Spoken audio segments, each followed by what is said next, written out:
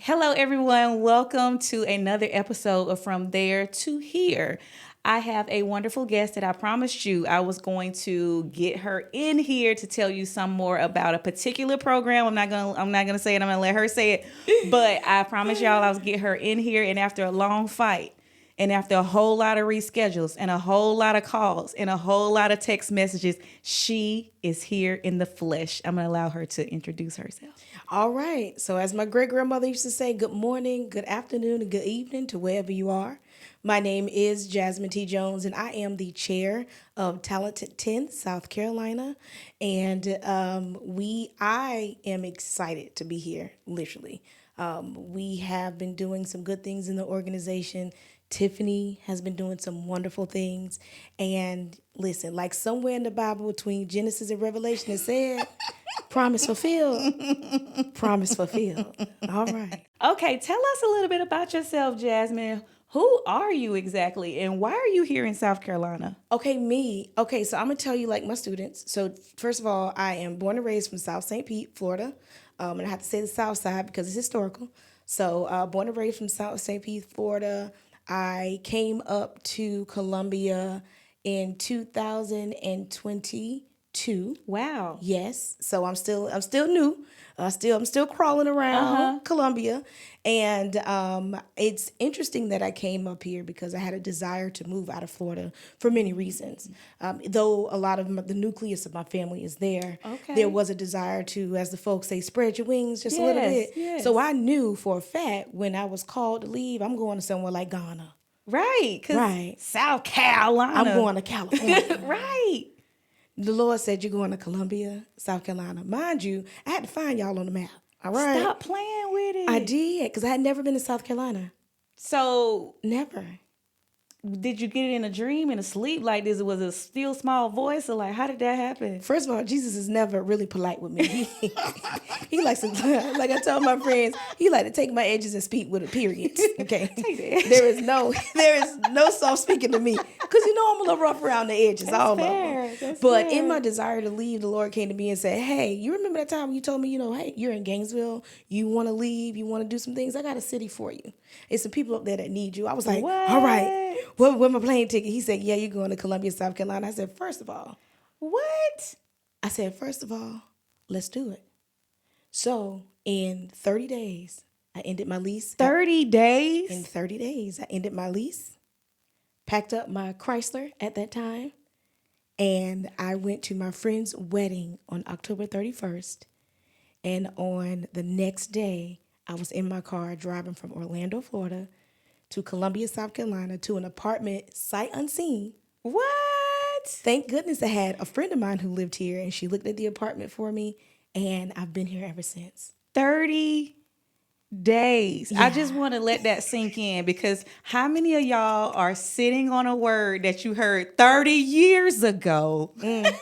You still sitting on that thing. She said 30 days in the days. word. Absolutely. Wow. And I'll be honest with you, I'm not the shero or the face of faith. Never have been, and probably you probably won't see the name Jasmine in the Bible. All right. But one thing I did learn and understand is that when the Lord moves, you need to move with him, or he's going to move without you. That's real. So I asked him he delivered. It was in a package that was unassuming but needed. So I got my car and I left. And I knew it was him because he went before me. My parents were okay with it. My friends were okay with it. Wow. I mean, even my grandmother, who calls me like her best friend. Like, I promise you, my grandma has a social life out in this world, and yet she finds time to call me 7 times a day. Wow. Even she said, I understand. You do what you have to do. Straight like that. Straight like that. No chaser. I love it. I love it. Tell us what kind of work you do. Okay. Because I think it's kind of cool. For real, for real. Like, we going to get to the talented 10, then we're going to get to the chair stuff, but let's get a little bit of Jasmine. But and I like that you asked that, because I think what we have to understand is when we're talking about talented 10th, we're talking about the body of people who are in them. Yeah. And I am a part of that, and so are you. You are. So a little bit about me is when I came up here, I had a desire to expand my business because I am a business owner.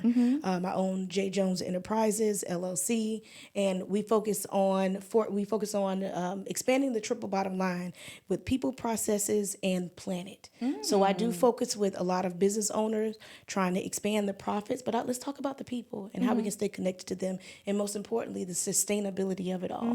One thing that I've learned in the decade that I've been an entrepreneur and helping other business owners, especially those CEOs, especially those solo entrepreneurs, we have this desire to do it all, but we haven't talked about the unsexy parts of business. Come on. Like SOPs, standard operating procedures, delineation between powers and delegation of powers, and understanding that if it's not written, it's not real. It's not real. So I work with a lot of people on the unsexy part of business. Yes. And it's not glamorous. It's not glorious, but it's impactful. Yeah, it definitely is. And when I have my Superman cape on, which is mostly all the time, I am also the first Black woman professor of entrepreneurship at Midlands Technical College. I love it. Which now I must say, as of August 25th, I did receive a promotion, and now I am their first Black program coordinator over the full entrepreneurship program. I love it. That has been a trial of love.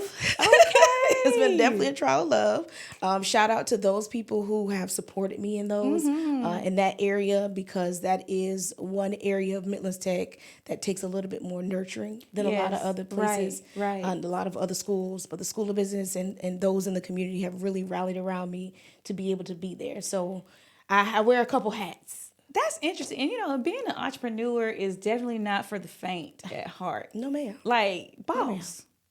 No, you be ma'am. tired, boss. And boss. I think here's the thing is, yes, we are tired, and yes, we are the boss, but it takes a special type of person to understand how to boss yourself. Okay. Teach us, professor. Because you know what? I can truly say, like, that is a struggle for me. Yes. Like, I'm one of those people that if you give me the thing to do, say less, I'm gonna get it done. Yeah. But if the thing lasts long, like if it's a quick thing and I just need to do this and then I'll be up and run, I can do that. But when it comes to the long term and the consistent management of the thing, that's where it's like, whoa, Absolutely. whoa, I can get things done. And there's a natural dissonance between being a to-do list follower and a to-do list creator. There's a natural dissonance between that for human beings, and also the conditioning of employment, of how we are. And again, let me say this and be very clear. Everyone is not meant to be in entrepreneurship. We all have a role to play, and that's okay. Yes. But for those who have been called into the ministry of entrepreneurship, it's a ministry. because my you're gosh, gonna need the strength of the Lord to keep it going. Capital T. Do you hear me? For the days where the negatives keep coming. Yeah. And I just don't mean the comments. I mean the money too. Yeah, facts. But there's a natural dissonance between those people who can follow the to-do list to the T and be entrepreneurial about it, meaning that you have these entrepreneurial skills, but you're still following a to-do list. For you to make that jump to creating the to-do list and telling people the vision that you want, see in your head, and having to have the communication to be able to delineate that out and put that out into the world, there is a natural chasm between those two types of skills. Yeah. And entrepreneurship lets you fill the gap, but it's an Icarus experience. Icarus. So, those who are not, because I call it an Icarus experience because Icarus he flew too close to the sun, and that was the end of him. And sometimes that's what it feels like. It feels like we are flying too close to the sun, but we're also building the wings as we fly. Listen, the building wings, I felt that in my soul. The glue starting to come apart. I felt that in my soul. The building the wings as you go, like for a person like, as an accountant, 1 + 1 is 2. It's black and white. It's never gray. And so I'm having to learn a new skill of how to like truly operate in gray spaces, because you don't have answers. You don't have a definitive. I don't know what it looks like. I don't know what I'm doing. And so that is a journey in itself of just learning how to operate in that gray. It really is. And it's a journey, and I want to challenge everyone today and the days forward. And this is something that I tell my clients, but also my students. I want to challenge everyone that entrepreneurship should no longer be a solo journey. I love There that. will have to be some decisions that you make on your own, but it was, at least in my understanding, entrepreneurship should never be a battle that you have to test by yourself. It should never be a journey that you have to Share, follow by teaching us yourself. stuff. It should be surrounded by those who can be able to fill the gap for you, whether that's mentally, stably, emotionally, financially, your clients. I mean, you need some of everybody to push you along. And That's that is a good. journey that has to be shared with others. Now, And usually that's where I come in with my That's business. some good stuff, because now that don't take us all the way back around, because many people start things and they find themselves starting a thing, but they're in the wrong circle of people starting it, and like nobody's excited about, like, how does one transition or find those groups? And then we Yes. can talk about the talent too. We can just bridge that in, because Absolutely. I think it's important to, you gotta find your clan. So Talented 10th in entrepreneurship, at least for me, does have a melding in the middle, and it does coexist, and this is how. So the way that I usually explain entrepreneurship to everyone is, think of a seed. The seed has to be planted in the ground, and the ground, once the seed is in there, it is very dark, damp, dank. Right. Okay. It's not much going on, but there is much going on. Yeah. And if you pluck the seed at the wrong time and you expose it to sunlight, Right. and all that good stuff, the seed won't be there anymore. Right. All right. It won't germinate. But it won't correct. It won't germinate. So once it's done all it's needed to do under the ground, and now it starts to break that ground so that it can be seen and get the light and all that stuff. If you have someone that picks that seed too early, or the ground is too toxic, Right. or the ground is too dry, or the ground is too Wet. Yeah. Yeah. it has to be some sort of, and I don't want to say perfect, but it has to be on good ground. Good ground. One thing I ask my clients when I talk to them before we even have a conversation about your business, one of the first set of questions I ask them is, how does your family feel about you being an entrepreneur? Ooh, that's good. Okay, because You have children. How do they feel about that? yeah, because Who- without the support, I mean, You what have do you a have? husband and a Yeah. wife. Are they willing to pick up the kids while you do some extra work? Can you do that right now? And what are we going to do to make sure that they're to support you in this journey? Right. If we're not, go handle that. Right. Because no business is worth the sacrifice. Right. No business is worth the sacrifice of relation. Right.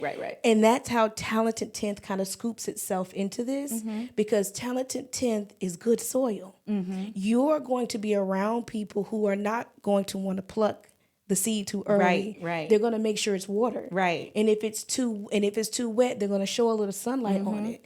What I like to believe is that Talented 10th, through Mayor Benjamin, thank you again for setting this up, because he started it in 2010, and those founding fathers and mothers who came along with him, they were able to plant the seed and create the actual environment, Yeah. so that it is good soil. Right. And the way that Talented 10th has been birthed right now, we are still looking for people to make sure when we come together, we can talk about leadership. Yeah. Talk about our jobs and our aspirations without the fear of condemnation. Right. Or without the fear of, I can't trust you. Or without the fear of, you're going to take my idea. Right. Collaboration is born of this. Natural born community and love and service is innately in the fabric of Talented 10th. I can agree with that. That's how that kind of scoops together. I can agree with that as a graduate of the 2024 class.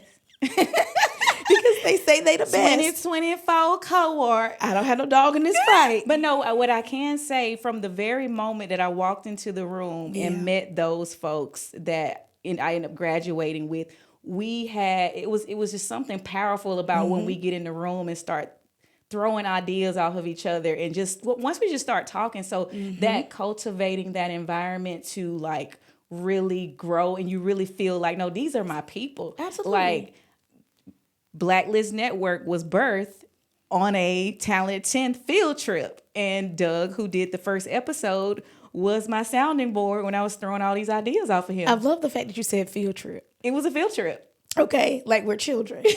Okay.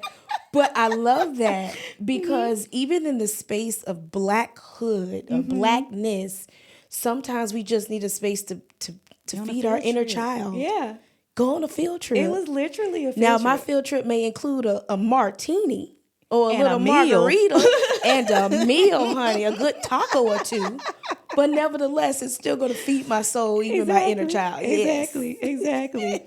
Wow. So, how did you, coming from Florida, you on this word, you on this journey, how did you come into contact with Talented 10th, and how did you land in this place of being Talented 10th chair, and you just got here? Jesus. Bars. Answer Jesus. I came, and so one thing you have to know about me too, especially those who are listening or even looking at us today, being in the community, of the community, by the community, for the community, Yeah. that's nothing new. Right. to me. I have been raised in the community, and I've been saying this, and I'll say it to the day that I go back home to see Jesus. The community has raised me, and I will forever be of service to the community. And this is community Big C. So this just isn't just part of one city that I'm a part of. No matter where I am going to seek out those who have that same mentality. Right. Talented 10th has that same mentality. Got you. I have fortunate that I have two really good friends here. Well, I have many friends, but when I first moved here, I had two really good friends that were here, and one of them was like, "Hey, I'm about to phase out of Talented 10th and pursue other greener pastures. I think you should do it." And I personally hesitated because I was like, "Well, what you mean? Like I like to watch cartoons and anime and eat kettle popcorn. I just be chilling. You're right. Even though I'm for the community, I just be chilling. What? Who all over there? Right. Who over there? Who all over there? Right. And she was like, "No, come to an event," and I fell in love. I love that. I did. The people were cool. Yes. They were genuine. So genuine. And not only were they genuine, but they had a hunger and a desire to connect with purpose. Right. And like this, it's got this feeling of motion and movement about it. Even just being at the Fireflies game yesterday, it was like, First of all, shout out to all the members that came. Whoop. We came out to the Fireflies, Columbia Fireflies. They had their first playoff game, and we all came to just let our hair down. Right. And even in was that, just a vibe. it was a vibe. We were cutting up. We talked about everything under the sun, both professionally and foolishness.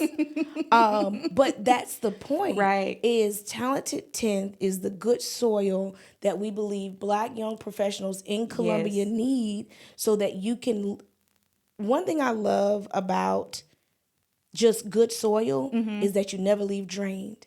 We all know those people. Oh, that's good. That's we good. all know those people, and we all know those places of employment. You never leave drained. And you leave feeling heavy. Yeah. As if literally the world is on your back. Right. When you leave Talented 10th, you should feel not drained, a little bit restored, so that you have the vitality to be able to go and continue the leadership that Mayor Benjamin and those foremothers and forefathers set for us. Y'all gave me so many ideas yesterday. I was thinking about that thing all day long. Like, what is next? Y'all listen. Absolutely. She is absolutely right. It's something about just the environment. Yeah. So where do you see Talented 10th maybe going? Or what's your vision? What does this look like? Listen, and this is something that I have actually put a lot of thought into. I do believe in certain instances, so the way that I usually approach leadership is from an open door standpoint. So I don't believe that there's ever a place for me to come bull in a china shop. Right. This is my organization. I'm doing what I want. I can't even, it's not even in the fabric. Right. My grandmother would come and get me from South Carolina if I ever did anything She'll like that. put you on itinerary for that. She would put me over her knee. And baby girl is 90 this year. And she would still come get me and be outside more than I do. So what my true vision for the organization to be is to let the people know that good soil is over here. That's good. And I think Mayor Benjamin, I think those who have come before me, again, we've been around since 2010. There are several people. There are even people right now that are running for political seats that have come through Talented 10th, and they have deposited their good soil here. We need people to continue to enrich the soil. We need to make sure our name is out there in the community so that Black young professionals can say, hey, not only can I get my leadership development here, not only can I have access to elevation here, and not only can I have community service here, but I'm wanted. That's true. I think at the end of the day, we just want to be in a space. We, as Black young professionals, Right. want to be in a space that's wanted. Right. We want you, and we need you. I love it. And that's my vision, to make sure that young Black professionals know we want you. I love that. I feel wanted. I do. I do. Y'all see that glory tear? You see that glory tear going down? I feel wanted. In fact, when we left there yesterday, the 2024 group, we done already set up another event Can for I us to come? like, yeah, you can come. I want to come. Come outside with us. Okay, yeah. Yeah, you can come outside with I'm us. excited. Can you share any success stories or transformative moments that maybe you've witnessed since you've been a part of the organization? Honestly, there were so many, but I'll stick to something recent. And since we've already talked about it, and our viewers they've heard us talk about it, I'll talk about last night when we went to Segra Park and we had a TTSC takes over Segra Park. The reason why that was so transformational for me is because our treasurer who was there, she was laughing about something we said, because we said so much last night. But she was laughing at something, and she said, y'all are being so African American right now, and I love it. And what I heard from her was, y'all are being exactly what I need right now. Oh, I love that I can't get in other spaces. That's good. Thank you. That's so good. It is. And I think that's the impact that I want everyone to feel, even if you are. So Talented 10th has a age limit that once you hit 40, you are no longer, at least in this capacity, a young professional. Don't cuss me out. I have been told in the community several times we need to revisit that. We will talk about it. But till then, I'm not shaking no boats. Not shaking no chips. It's at 40. I barely made it in. Correct. I barely made it in. You see what I'm saying? You're right. But I really want to make sure that those who are under 40 understand that you are wanted, you are needed. That's good. But I would also like to expand a program that includes our over 40 beyond mentorship. Right. Because we're needed too still. Facts. And let's be honest. That's where the wisdom gonna come from. And in America, it is frowned upon to start over, even though that is in the DNA of our country. Facts. And there are a lot of people right now, be very honest with you, that are starting over in their 40s and 50s and even their 60s. They too should have some professional development in case they want to have some type of fundamental foundation to still pursue those professional goals. I agree. I love that, because you know what? Whenever I bring up Talent 10, although for many years I never heard of it, but whenever I bring it up, folks will say, it's that 40 cutoff, and I'm like, dang, that is tough. What would you say? Would you consider to be like some of the biggest obstacles you think our young leaders may face that perhaps the older ones may have figured out? But what are some of the big obstacles that you think young leaders may have some challenges with, and maybe Talent 10 could help? Yeah, correct. So first of all, I haven't been young in a while, so but I have the fortunate experience to talk with our young professionals, and I have sat down and literally asked them this question. And honestly, one of the biggest I'll say opportunities that they say that they face is that there is a dissonance between what they believe they can do and what they have to do now. So, for example, you and I were born in a generation, okay, if I want to be like Oprah, I still need to have a regular job. So if I need to work 9 to 5 at Circle K, at QT, in order to get my money, that money is going to be seed money for what I want to do. Right. This is temporary. That's fine. A lot of the younger professionals, they see people have that meteoric rise, and it is still possible, but there could be some faithless nights that are built in there because it's not coming at the speed in which they believe it should be. And I think as a community, we should be able to say, hey, you're not there yet, but here's the trajectory in which I went. And this is where I ended up at. And even though it may not be the same way, you still can achieve. Right. But here's kind of what you need to do now. And I don't think, I think there is a lot of misnomers about our generation that's behind us. And even the generation after that, I hear all the time, they say that people call them lazy. And they call them all these things that they're not. Or entitled. But let me be honest with you. I wish I grew up with the backbone some of them had to say my capacity is met. You know that I can't do no more. They I can't are give very you no articulate more. about whatever they're feeling, for now, sure. Is there a way to say it and a way to do it so that we all can still be able to lean on each other? Absolutely, but that comes with time. True. But there is a lot of lessons I think we can learn from that generation. I agree. And at the end of the day, I think they just want to be heard fairly and equitably. And what I think is cool about the younger generation, well, I don't. One cool thing, like you said, they don't have a problem articulating, hey, my capacity is up.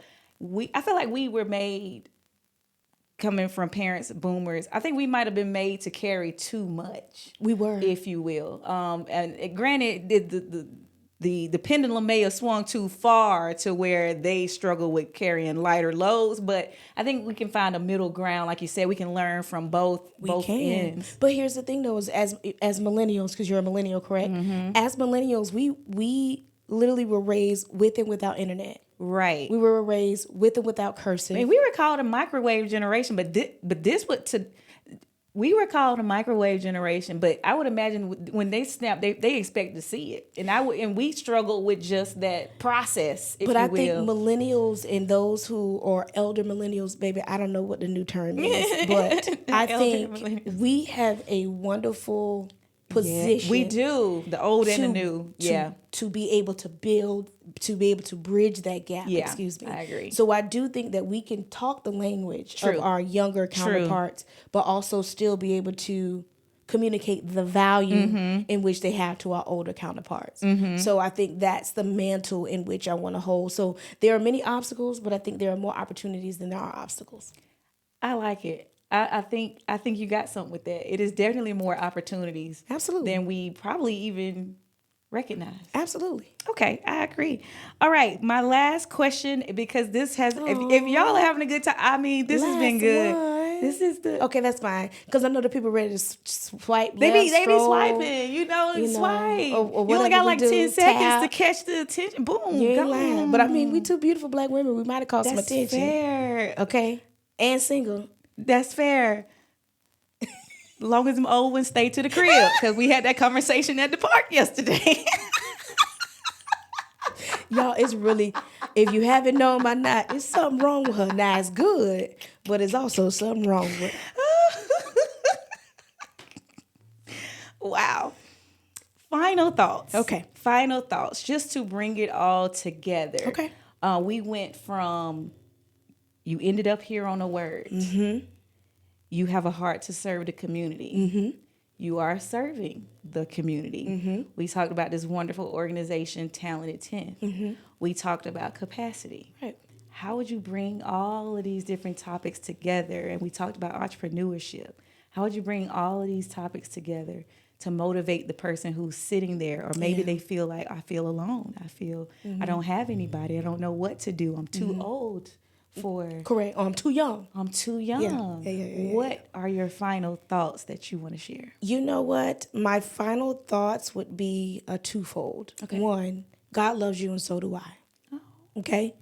I think a lot of times in life we get bogged down with the motivational Mondays and we get bogged down with these things that are meant to uplift the soul. But sometimes it's just that simple. God loves you and so do I. Yeah. There is no reason for you to want to prematurely exit this world or prematurely cut off your blessing because I want to see it. Do I know you? No, but I don't have to know you to know greatness. So I love you and so does God, okay? And then the second thing that I want to live with people, I want to leave with people is understand that the trajectory that you're on right now and everything that you have both walked in, through, and around is for a reason. That's good. And we think that the reason is to obtain wealth, which wealth is good. Yeah. But we also have to understand and take stock in our life wealth portfolio. Are we good mentally? The life wealth portfolio. Yes, because it goes beyond money. And we Yes. see that throughout the Bible. I want to know, are you good? Are you good spiritually? Are you good mentally? And I don't mean mentally like you just need to go see a therapist. Do you have friends that you can count on? Are you a friend that can be counted on? Because sometimes it does take a little inner work. And also I want us to understand that in this life wealth portfolio that we're trying to build, give yourself some grace. Every day is another reason to wake up and have a heavy heart. But we have just as many, if not more, reasons to have a joyful heart and to give from the cup that overflows. Take stock and take a moment to feel the capacity level that you have. Can you do today? Can you not do today? Let's worry about today. Am I mentally able to do the things that I need to do? If not, what are the resources I need to tap into? That could be people, that can be organizations, whatever it is. Columbia has a wealth of resources. Wealth. There are people out there that will care about you, that will help you, that will get you to the place that you need to be. But we can't give where there's not good soil. Take the first step. If you're going to do anything today, take the first step and know that God loves you, and so do I. My God. Y'all, I don't have nothing else because I'm still stuck on life wealth portfolio. Absolutely. We might have to bring her back here. I will. What y'all think?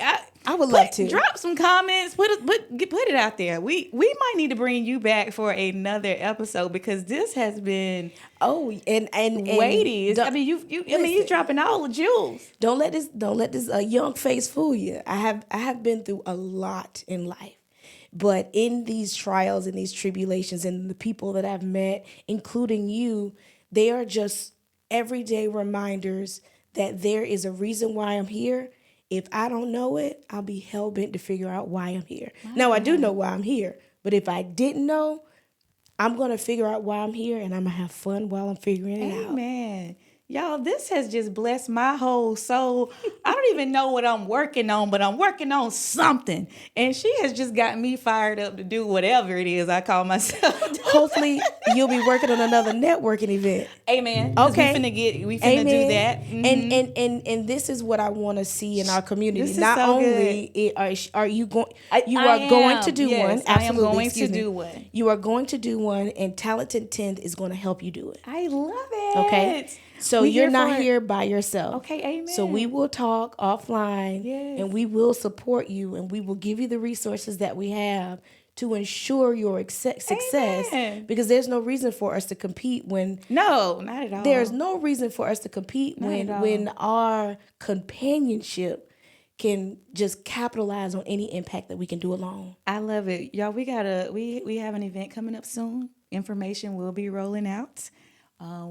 We will be working together with Talented 10th, and it's going to be great. Yes, and feel free to follow Talented 10th on our Please. social medias. We are on Facebook. We are on Instagram as Team 10th. Mm-hmm. You'll be able to find us, and we are also located on, I was going to say Google, like my grandma, on our website. It's easy. Just Google Talented 10th South Carolina, because that's a lot easier than www. Just Google us and we'll be there. Please be patient with us. We are updating our website to refresh it so that it can be a better representation of what we plan to do in the future. But we are still up and live. Interact with us, DM us, email us, do whatever it is that you would like to do to communicate with us, because the whole point of us being here is because of you. Yes. And if we're not interacting with you, then our purpose is not fulfilled. All right. That's a wrap, y'all. Thank y'all so much for tuning in. I hope that you are encouraged. Jasmine, thank you so much. Absolutely. This has been the bomb. Wonderful. Y'all have a good one. Bye. Girl, you did that, girl. Like you did that. That was so good.